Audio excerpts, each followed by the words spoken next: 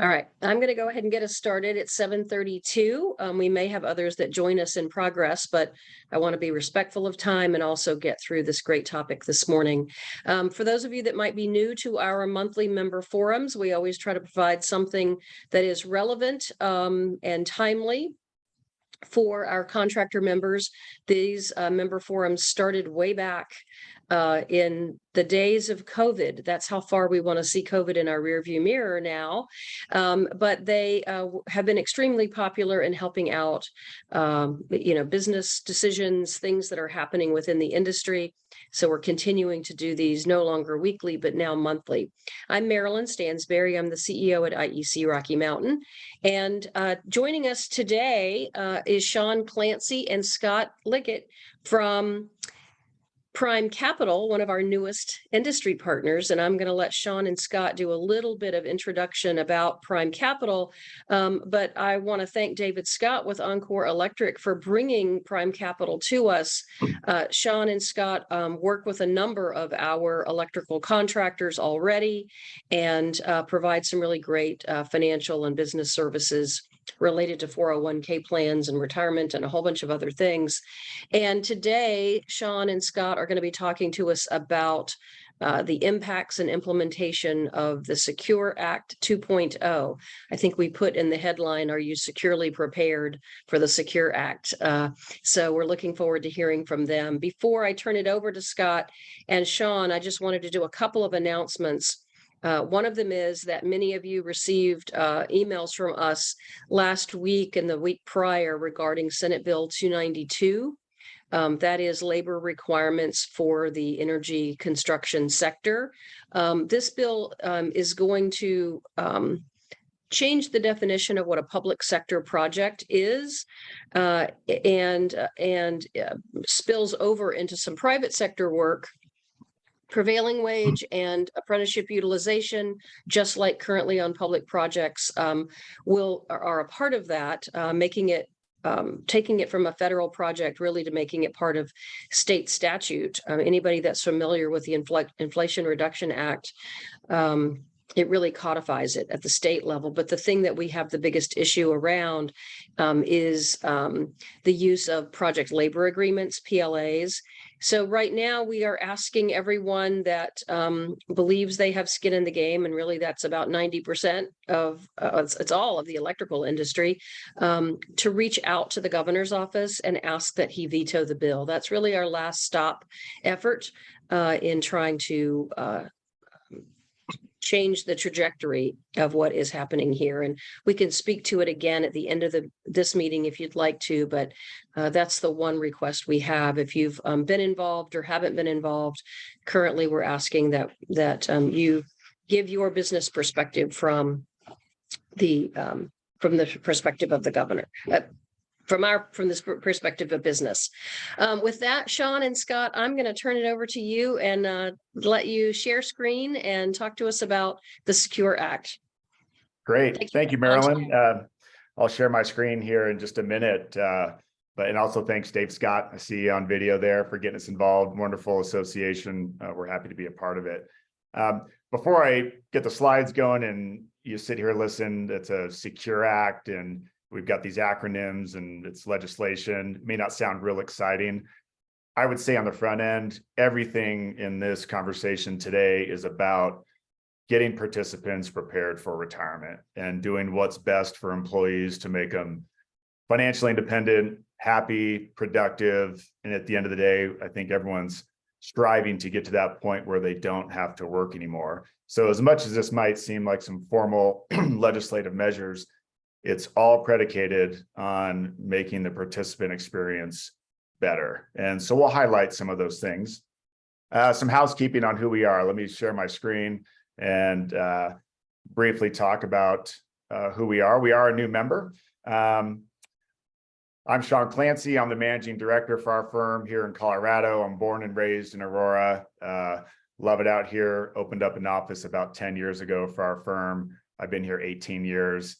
And I've worked with Scott, who's in Kansas City. He's been with us just about, I think, the same time. Even though he's in Kansas City, he's a Bronco fan, so we're good. We don't have that battle. I've got that with other guys in my office. And on our footprint, we're a nationwide firm to a degree. You can see all the little pins of where we have locations. We focus in two areas. We help individuals, families with some wealth management topics. And then we really focus on companies and supporting business owners, plan sponsors, and ultimately employees and participants that participate in retirement plans to have the best experiences possible. So, but with what comes with retirement plans is some regulatory, some legislative things that we have to make sure that we stay up to speed on. There's numerous changes coming down the pike, and so that's what we're going to cover today. So when I kind of lay the groundwork here, when you see Secure Act 2.0, we'll spend about 30 minutes on this legislation that Congress passed late December last year, and then President Biden signed it into law on December 29th. On one hand, we could argue we could spend 2, 3, 4 hours talking about this. Given the priorities that the changes in this act really don't take part until 2024, 2025, we'll spend more of our time on some of the modest changes that will impact most of you in 2023. And then hopefully by the end, we'll kind of help you chart a course of things that you'll be able to consider and make changes in advance of 2024 and 2025. So here's some background. Prior to COVID, which was a normal world we all remember and which we could go back to, Congress passed the Setting Every Community Up for Retirement Enhancement Act in 2019, known as the Secure Act. It was really the most significant plan legislation since the Pension Protection Act of 2006. It was really a big deal. And then COVID came into our world, and that became more important, or at least in the short term. And if anyone remembers hearing about the CARES Act, that became more prominent. And the CARES Act was the Coronavirus Aid, Relief, and Economic Security Act that Congress passed in March of 2020. That was essentially a relief package. $2 trillion provided, fast, direct economic benefit for American workers and families and small businesses. If you fast forward now, Secure Act kind of came back to the front, and Congress passed, like I said, in 2022, a new version.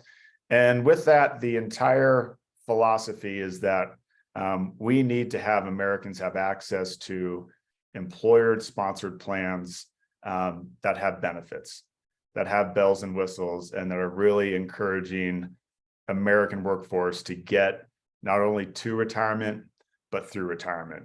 So whether you're a business owner or participant, there's topics in here that will be relatable. We'll keep it as high level as possible and certainly leave time for questions. So here's some of the 2023 highlights that we'll cover. So these are some of the immediate things that might be top of mind. And we'll cover each one of these, maybe some in a little bit more detail versus others. But there's going to be later RMDs, which is required minimum distributions out of later ages, I'll cover that. There's a reduction in the missed RMD excise tax. When you hear what the tax is, if you miss an RMD, you'll be blown away. A really interesting one, an optional participant election to have Roth employer contributions go into your retirement plan. This is kind of one of the bright, shiny objects of the new Secure Act 2.0 that we'll cover in some detail. There's some hardship language. We all know inside retirement plans, it's tough to get your money out. There's a lot of rules that go along with qualified plans. There's some new language with how you can actually qualify for a hardship. There's small incentives to drive participation in retirement plans. And then as a business owner, it might be nice to know there's some relaxed disclosures. This world is full of disclosures on what's going on in a 401k plan, a retirement plan. There's a few kind of relaxed disclosures to unenrolled participants that don't participate in the plan. We'll finish up with 2024 and 2025 topics, but let's run through these here in order. RMD, that stands for Required Minimum Distribution. This is the government finally calling and knocking on your door saying, hey, we've allowed you to put all this money pre-tax into a retirement plan. By the way, at some point, we want our taxes. Prior to Secure Act 1.0, there was this magic number at age 70 and a half. In fact, it was the year in April, the year following the year you turned age 70 and a half, you have to start paying taxes on retirement dollars. And that number at that time was about 3.5% of your total account balance inside retirement plans. Secure Act 1.0 moved that age back to age 72.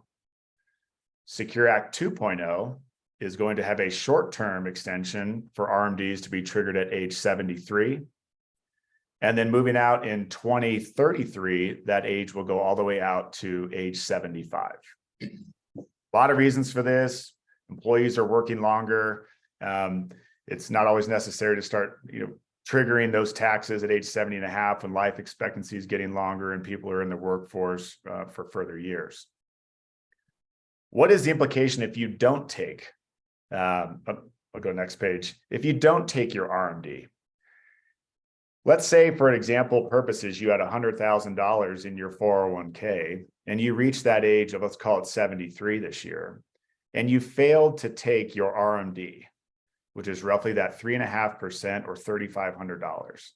If you forgot or your employer forgot to send you that RMD, there would be an excise tax or a penalty of 50% of what you were supposed to take out. Extremely hefty. It's one of the more penalized portions of the IRS code. Seems kind of unfair. You forget to take your RMD and all of a sudden half of that money goes back to the IRS. They're going to relax that a little bit. So that tax is going to go down to 25% if you fail to take your RMD. Furthermore, it may be reduced to 10% if you make a correction, you get that RMD taken care of within a 2-year window. So do not forget your RMD. It doesn't happen very often, but think about an account larger than $100,000. If you had a $500,000 IRA and you forgot to take your RMD, these penalties can get extremely large. Okay, let's talk about a fun one. Roth employer contributions. So traditionally, I would say most employees are participating in a 401k plan. They're putting some of their money in, generally speaking, maybe pre-tax. And then on top of that, the employer may be providing some sort of match or elective contribution, and that goes in pre-tax. And the goal is hopefully through your working years, you get a nice tax deduction. When you go into retirement, maybe you're at a lower income bracket and you pull those funds out at a lower rate. A number of years ago, you are now allowed to start putting your own money in on an after-tax basis known as a Roth contribution. So if you put your contribution as a Roth, it would be after-tax dollars, but the company's match would still always go in pre-tax. So you'd have 2 separate buckets when you eventually got to retirement. If you pulled out of your Roth account, it would be tax-free. If you pulled out of the bucket that the employer put in for you, you would owe taxes on those distributions. There is now going to be an optional contribution where the employer can permit participants to elect that some or all of their contribution would be made on a Roth basis, which doesn't sound real crazy, but that could be a really significant and great feature in retirement plans. No one knows where taxes are going to go in the future. I imagine if we polled most people, I don't think the majority of Americans think taxes are going to go down. So if you're able to accumulate and build up your retirement accounts on a future tax-free basis, not only from the money that you personally put in, but the money that the company puts in, that could be a massive benefit to employees down the road. It is optional. Not every employer is going to have to decide to, it's not mandatory that they do this. If an employer does implement this option, then it's still optional at the participant level. So it's kind of 2 levels of decision there, the employer, number 1, and then down to the employee. You may not see a ton of companies adopt it immediately. There's a number of hiccups that could kind of get in the way. There's some payroll and reporting issues that haven't been completely ironed out. And the other big thing for employers is those Roth contributions would be immediately vested for the employee. in many cases, employers that put money in on the employee's behalf, there will be a vesting schedule where there needs to be years of service before the employee can walk away with those contributions. We're kind of excited about this one. It's tough to make all this sound real exciting, but boy, if you're a retirement plan participant and you're already doing a Roth contribution and you find out you might be able to get some employer Roth contributions, it could be a pretty big game changer moving forward. But don't expect to get an email from your company that says next week, hey, we're going to start putting Roth money in for you. This could take a little bit of time. Okay. I'm going to hand it over to Scott. Scott is an ERISA attorney. We have 4 of them in our firm, which is very rare. That may not sound real exciting, but for us in the retirement plan space and trying to be the best fiduciary to our business owners, our 401k committees, it is such an advantage as advisors to be able to sit alongside their table and provide wonderful guidance, fiduciary education, make sure that we're all on the up and up with ever-changing legislation and regulation in the retirement plan space. So I'm going to let Scott take over the next few slides, and then Scott's going to end up finishing up more on the 2024 and 2025 changes that will be coming down the pipe. So Scott, you're up, my friend. Well, thank you. And hello, everybody. Good morning. Appreciate the opportunity to get to know y'all a little bit better. As Sean indicated, I've been with Prime Capital QPA now for 18 years. I've been in the retirement plan world, working with retirement plans over 30 years. And I want to echo, a comment Sean made earlier. What was unique about this legislation, besides the fact it covers so many aspects, is it really, on one hand, it provides so many more opportunities for people to save for retirement. And that's clearly the theme. But it also brings some administrative relief to employers and plan sponsors that provide these benefits. And, in my time in the industry, typically, most legislation, as you all are fairly aware, most legislation brings with it new requirements, new responsibilities, new things you have to do. And this, for a change, that does bring quite a bit of administrative relief to plan sponsors, HR, that type of thing. And so this is one example.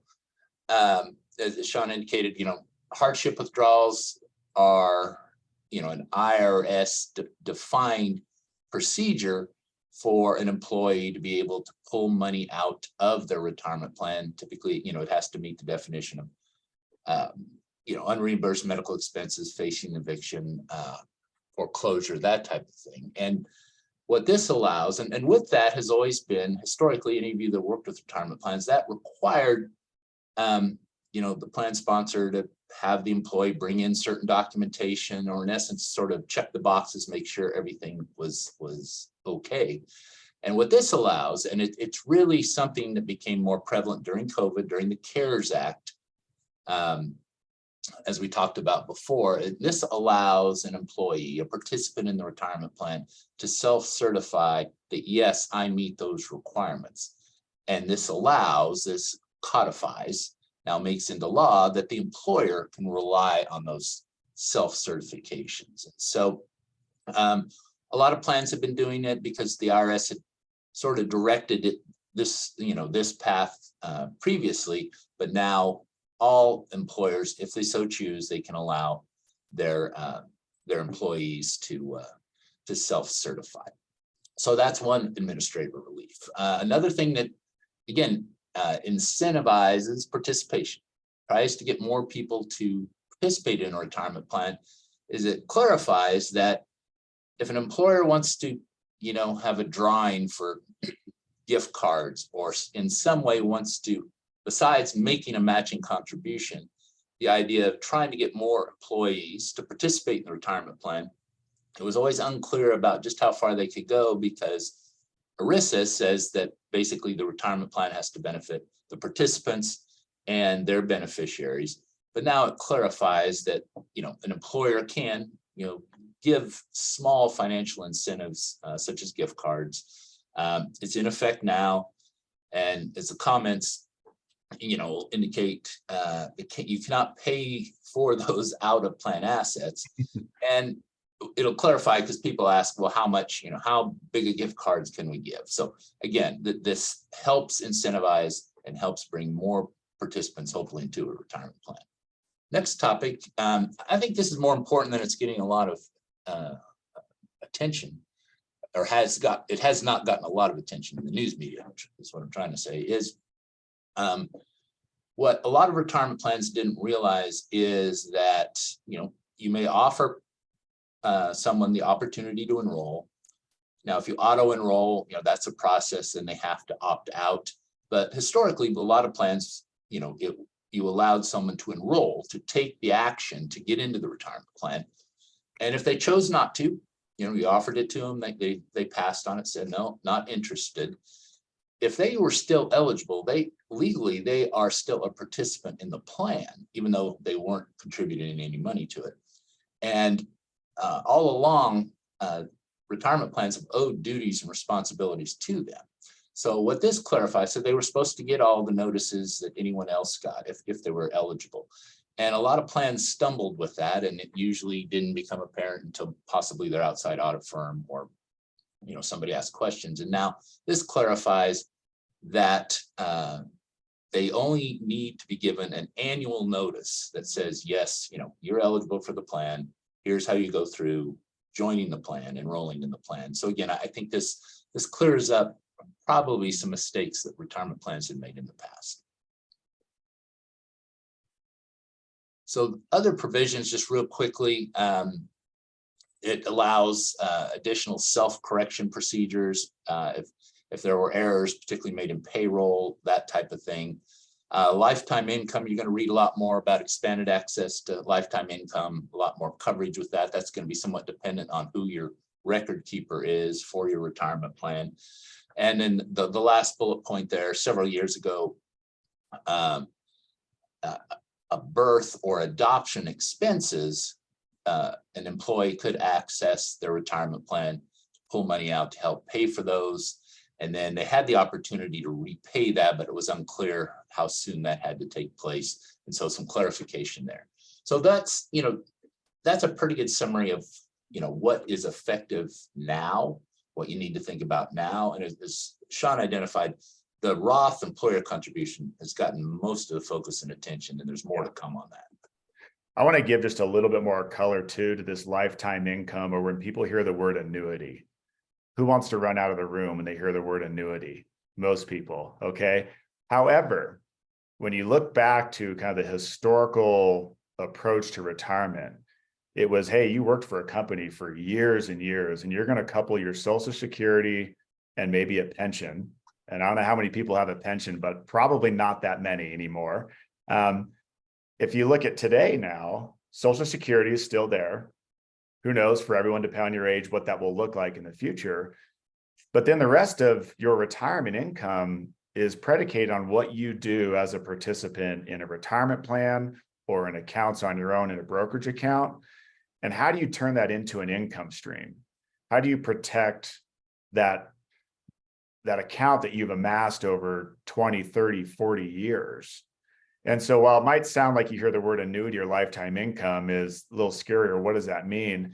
It could really be a benefit if participants are at some point able to take a portion of what they have amassed and turn that into a guaranteed income stream into an annuity chassis that's cheaper, it's better for the participant, because a lot of language, if you were just to Google annuities right now on your computer, you'll find a lot of maybe negative connotation that they're expensive, they're commission-based to the advisor that sells it to an investor. These will look and feel completely different. And it will be another big, just like the Roth contribution, this will be a topic of conversation that your employees will be having, your company and your employer will start talking about. So next time you hear it, know that it's a good thing. It may not be this traditional annuity verbiage that makes everyone kind of go, I'll pass. So, okay, I'm going to let Scott talk. Let's talk about some things coming out in 2024 and then 2025. Well, thanks again, Sean. Yes, this. Oh, sorry. No worries. We never know how long it takes to scroll through those. Sean and I are not the graphic design people, trust me. Clearly.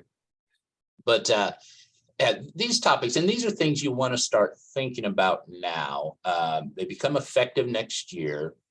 There will be, much like the Roth employer contribution, that there will be a slow rollout to some of these provisions, because it is brand new, and it's going a different direction than what historically retirement plans, how they've been administered, and the benefits they've provided. The first one that's gotten a lot of attention, it has for a number of years, has been, all right, employees, many new employees, particularly hired right out of college, and even existing, employees have a lot of student debt, have a lot of college student debt. And when the choice comes for them, to contribute to the retirement plan, a lot of people feel limited on how much they can contribute as long as they're still paying on their student loans. And in some cases, it's an all or nothing.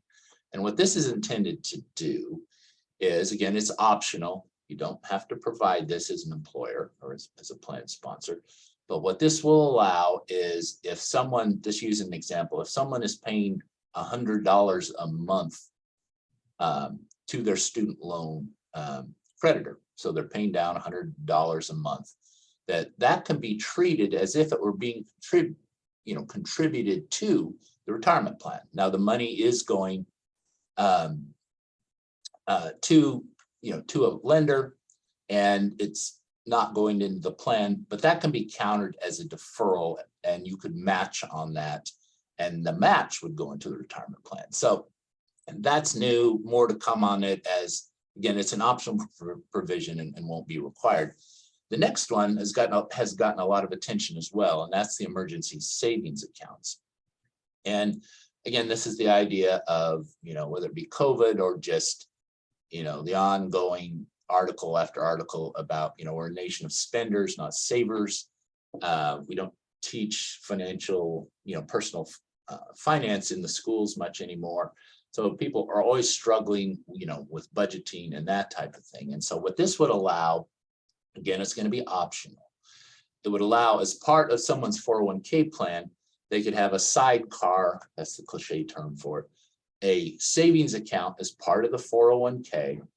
That money would go into just an interest-bearing account of the 401k. And then the difference here being, and that can be up to $2,500 a year they can contribute to that. The difference here, though, is this sidecar account, this ESA, they would have access to that money once a month. And the first 4 distributions, if they, the first 4 times they would pull out money in a year, those cannot be, there's no fee that can be charged on those by the record keeper. So that's totally new. Most, we've been talking about hardship provisions, the ability to pull money out if you met certain IRS conditions. With that usually comes a tax penalty. It's taxable, and it also takes that money out of your account, and usually a fee is charged on that by the record keeper. This would be again a whole new era for 401k plans, but again, you don't have to offer this, and it's going to take. And David asked a great question: is the $2,500 over and above the IRS limit? It is not. It would be part and parcel of what you can put into the plan. Record keepers are going to be cautious on this. For one thing, they don't make any money on those distributions, and that's just a cold hard fact. How that's going to be viewed, and so and someone asked the question: will the higher interest? Will it have a higher interest bearing? Those are the things that have not been. An excellent question, and I think we'll go a lot towards take up right on that. There's no requirement that it be a superior interest rate. In fact, it just says it has to be interest bearing, and so a lot more guidance to come on this, because the take up or interest in wanting to do something with this is going to be really case by case for people. So that's well, I think one thing that's a common theme, as I don't mean to interrupt you, is Congress passes this, it gets signed into law. And it's kind of that ready, shoot, aim experience here. And what you have is a lot of record keepers. When we say record keepers, think where your retirement plan assets, your website you go to that holds the money, Fidelity, Empower, Principal, some familiar names that some of you probably work with or know.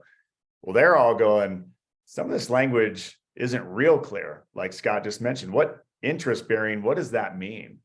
Oh, we're going to do Roth contributions from a logistics standpoint. How's everyone going to do this? So while a lot of this is out there and there's some language that says, oh, here's a nice benefit, here's a change, it may not be as quick as everybody wants to implement when you have all these moving pieces. You've got the employer, you've got TPAs, you've got payroll companies, you have the record keepers. There's a lot that goes into this, and I'm not saying it's bad. This is all very good, but it may be a little bit slower for adoption or to actually start practicing some of these, just due to the nature of maybe some of the ambiguity in the language. So a lot more to come, particularly on those first two. The third bullet point here, I think, is, again, administrative relief. And right now, those of you that work with retirement plans, you have the option to roll out small account balances for terminated employees. Right now, it's at $5,000, which means the first $1,000, if someone terminates and their account is less than $1,000, they can just be cashed out. If it's between $1,000 and $5,000, then that amount can be pushed into an IRA. Get it out of the 401k plan and into an IRA. And the reason you do that is, when people terminate, unless your industry is different than most, people don't update their addresses, and it's a lot of responsibility to keep track of people with money in your retirement plan. And so it's become quite prevalent to, force out the small account balances, and that's being raised to $7,000. I think it's just a sign of the times. Yeah. Then lastly, on this slide, there's going to be special district. There's now going to be going forward, there'll be special distributions for emergencies or domestic abuse. Historically, the Southeast Florida might get hit with a hurricane, and people with 401k plans in Florida were able to, pull money out of their plan. So it clarifies a lot of that. I think there's another question in there, Scott, if you can read that. Hang on here. Marilyn, I think your question about the relationship between financial plan services and banking and how that connects. Yeah, with business. I'm just interested in, you have retirement plans now doing these separate savings accounts when you have banks that are trying to be the place where you deposit your funds. I'm just curious about your perspective between how this changes, how it impacts relationships between financial institutions and financial institutions doing retirement services and financial institutions doing banking services. Marilyn, you raised an excellent question. And I'm not saying that just because you're on the call today. It really is.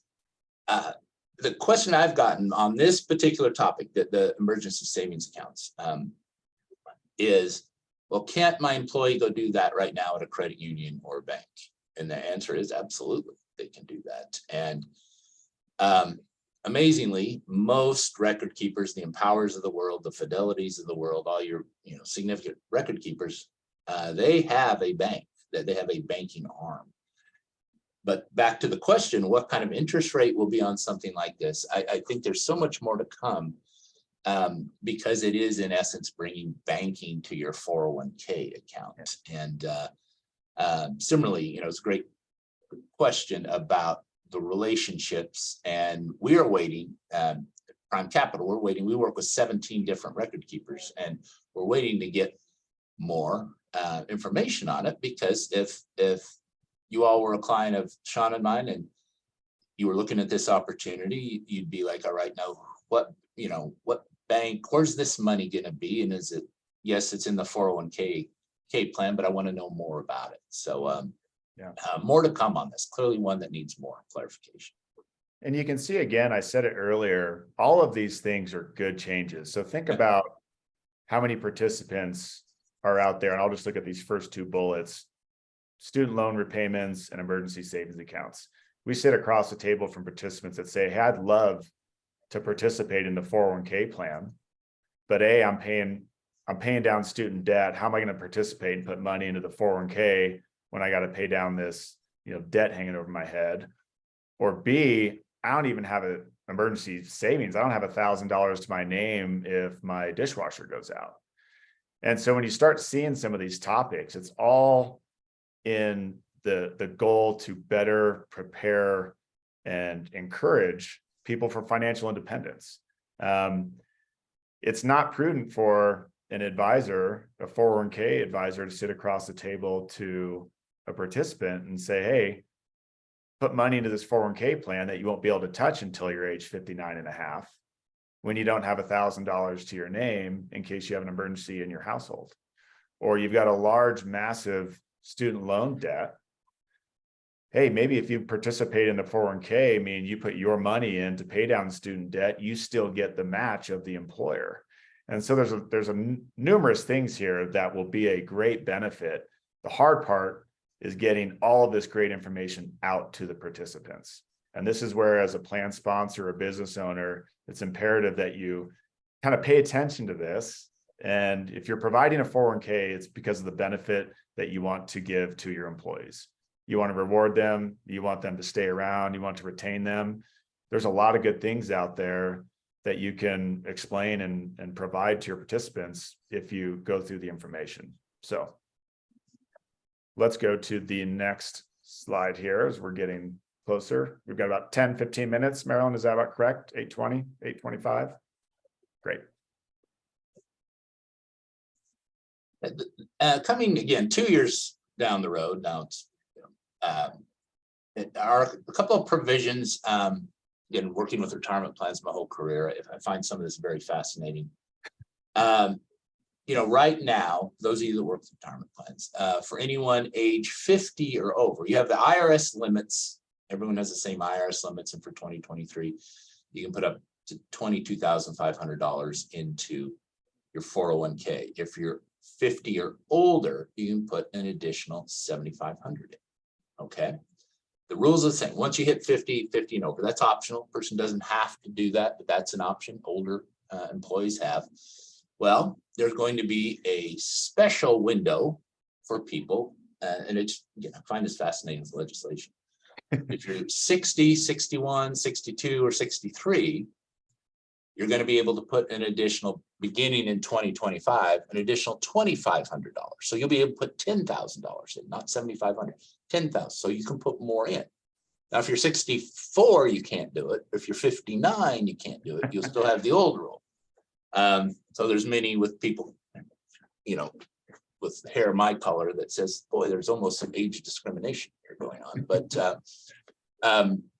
it's fascinating. Now, in reality, is what it is. If you look at the next point, what's related to this is, again, beginning in 2025, if a participant has a prior year salary compensation exceeding $145,000, then all of their catch-up contributions have to be Roth. And as Sean pointed out earlier, when you make a Roth contribution, when do you pay the taxes? Then, right? In that year. Versus the idea of putting money in pre-tax to take out at your RMD date or whatever. So this has a lot to do with the federal budget and line items, in my opinion. And so, but it is interesting to see this special carve out for, ages 60 to 63. Oh, good news is you get to put more money in.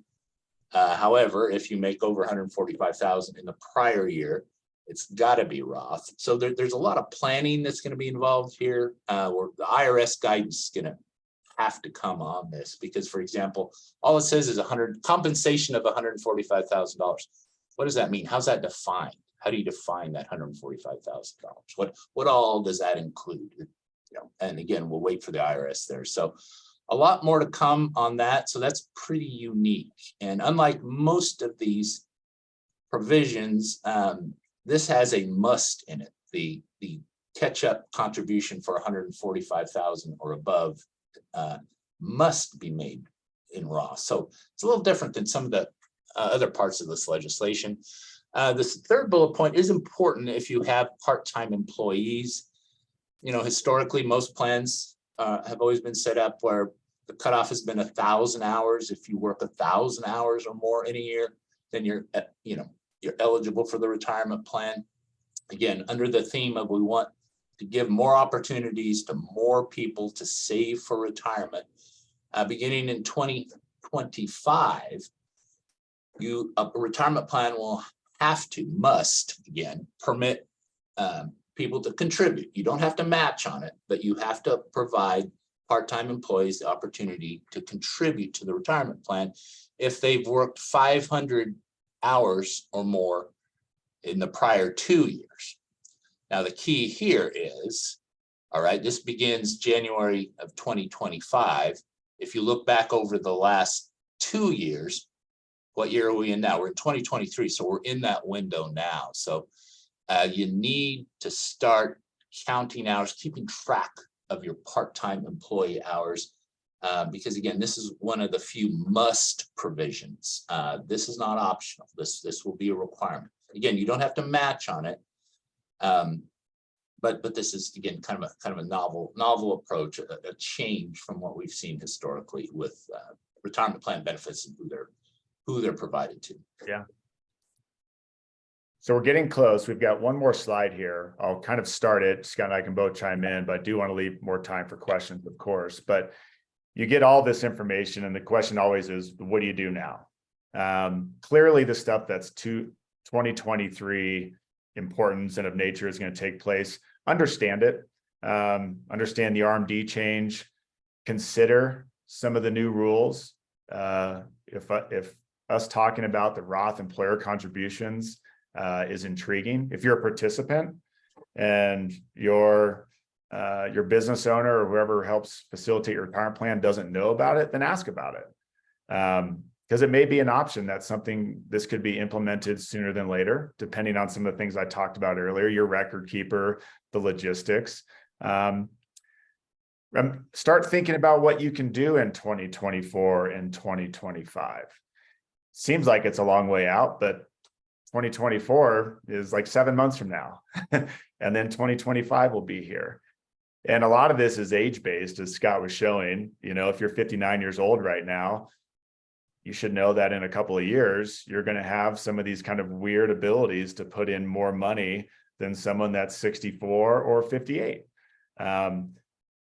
So the drumbeat here is that there's a lot to know about. Not everything is applicable. But if you don't ask, if you don't take action, you're not getting the benefit of what really is new legislation that is geared towards getting Americans to retirement, because there is a huge retirement savings gap in this country. There's a lot of stats. If you just go Google the average account balance of employees in the United States that they have in their 401k plan, how much people have saved, it's tough. And this is a result of the fact that now retirement is put on the shoulders of the employee. You don't have to participate in a 401k plan. If you want to go spend that money, and instead of putting 5, 6, 9, 10, 11% in your 401k, no one's forcing you to do it. There's some measures that are being put in place, like auto enroll, which automatically puts someone into a retirement plan when they join a company. You can still always opt out of that. But it really is up to the participant now to take control of their retirement. And we do a lot of case studies and talk with our business owners and our participants. Financially independent employees are more enjoyable to be around. They don't walk into their vocation stressed about money. They're more productive. They tend to stay at their employer longer.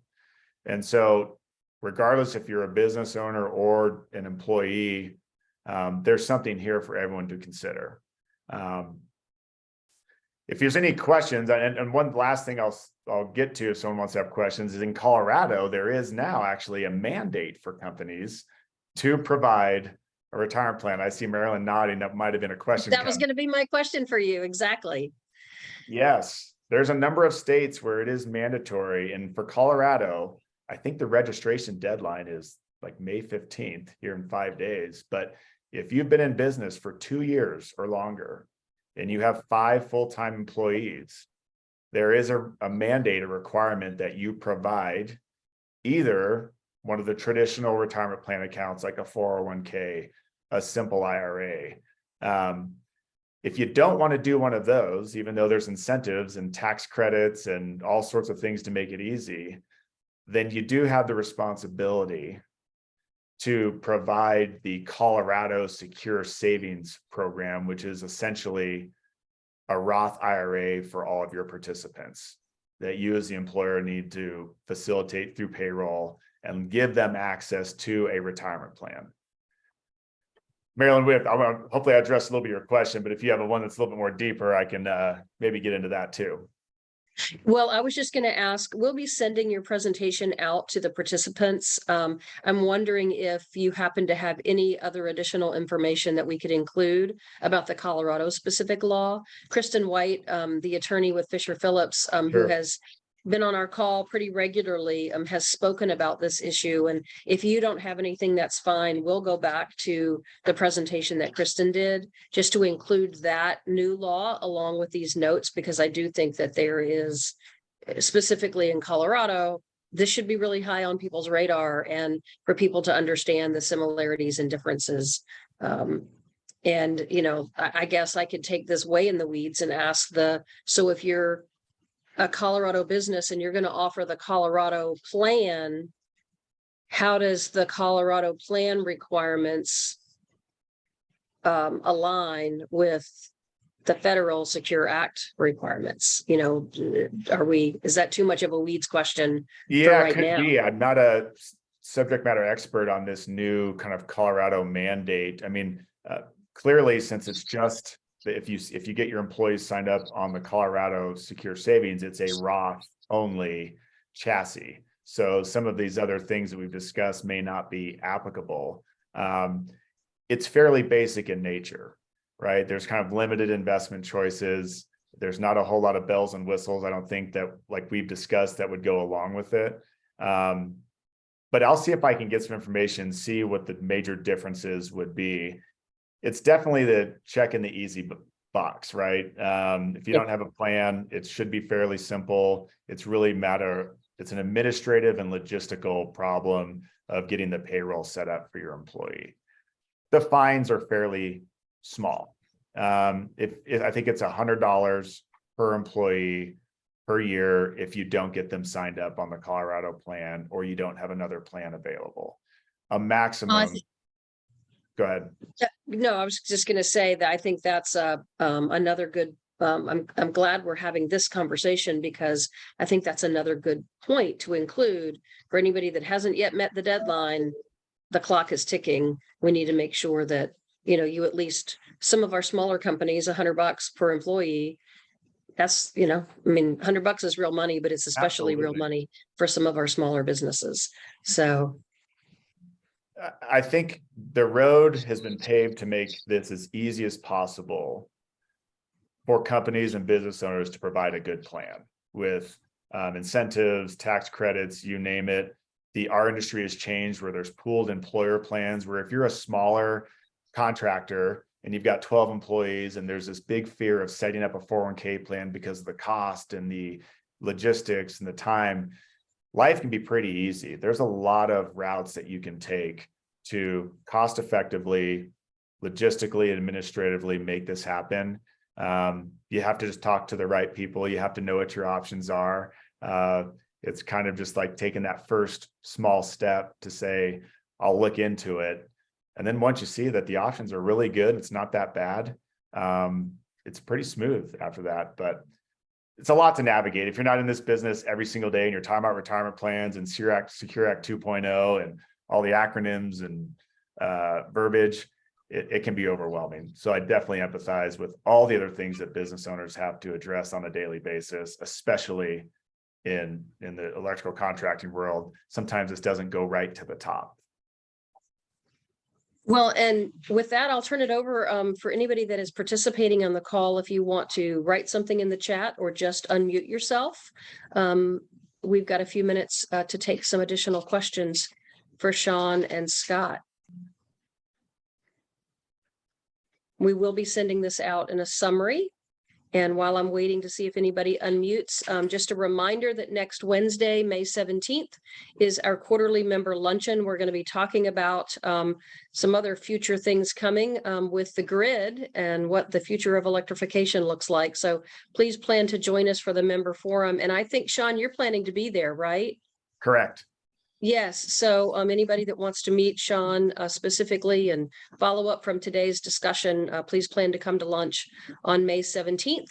I'll also put a shout out for the clay shoot that we have coming up in June, and our apprentice graduation the first Saturday in June. And both of those things are open for registration, and we'd love to see you at those, as well as the member lunch next week. I'm really excited about the member lunch.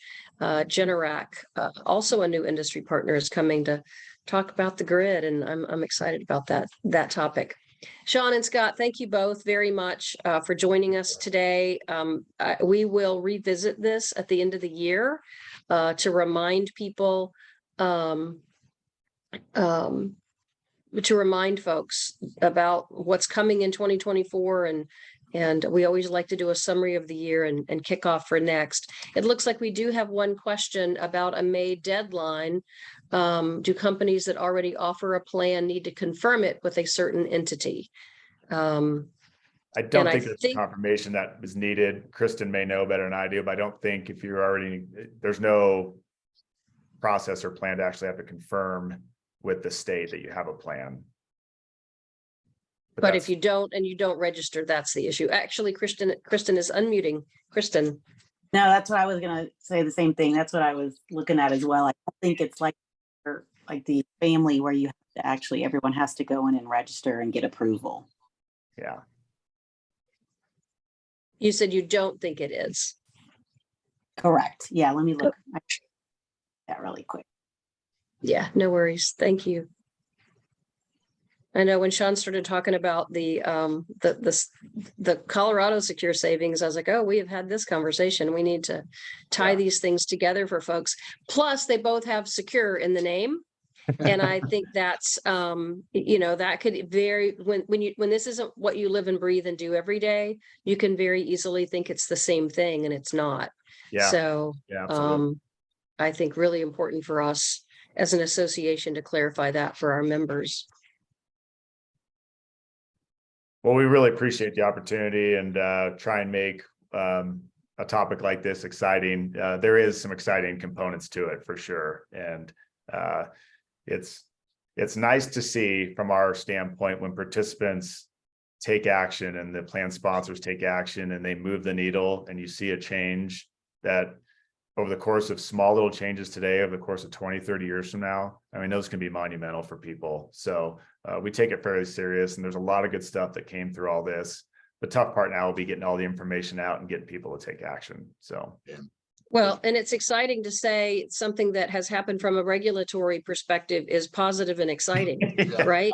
That's a change. That's a change in and of itself. I say that way too much. It's been brought out that I seem to always point out. It's such a relief to have, for a change, you can really put thought and consideration in any of these things you want to do versus having to be reactive and like, oh my goodness, here's one more thing I have to be, responsible for. And so here, these are some good opportunities, but they may not be right for your organization. But you don't have to decide right away. And I like that. That lets people help people make decisions with all the facts and not just have to rush into something, which I think, as you know, is a challenge. Yeah. Kristen, did you have something to add about the deadline or enrollment? I did. Yeah, so I was looking on their website, and so it does say that if you already offer a qualified retirement savings plan, and it says you can simply certify your exemption here, and then they have an exempt my company. So, so it's not like a qualification like under family where you actually have to, put your program in, get it certified and approved and everything like that. This one, it looks like you just kind of go on and it just says certify your exemption. So it looks like when I click on it, it looks like you're just going to put in your tax ID. Looks like there's an access code and you just say we're exempt. So it looks like it's a pretty quick process to do that. Yeah. So it's not really a certification, but it does look like you're saying that you are exempted out. Yeah. Okay. Excellent. Kristen, is it easy enough for you to copy and send that link and we'll get it in the notes? Yes. Yeah, I've got it here. It's real easy to find here. And it looks like it, and Sean he's right on the deadline for the May 15th. If your business has 15 to 49 employees, that's your deadline. If you have 5 to 14, you've got till June 30th. Yeah. So a little longer if you're small, but yeah, that May 15th is right around the corner. But yeah, I'll shoot you this link, Marilyn. Thank you, Kristen. David, did you have something to add? I just wanted to say thanks to Sean and Scott, and good to see you, George and Matt. Likewise. Good to see you, Dave. Take care. Excellent. All right. Well, we've got about 2 minutes. If anybody has a final word, if not, I'll say thank you and hope to see you all next Wednesday for lunch. Great. Thank you, Marilyn. Thank you all. Thanks, Sean. Thanks, Scott. Thanks, everybody. Yeah, we'll see you. Bye-bye.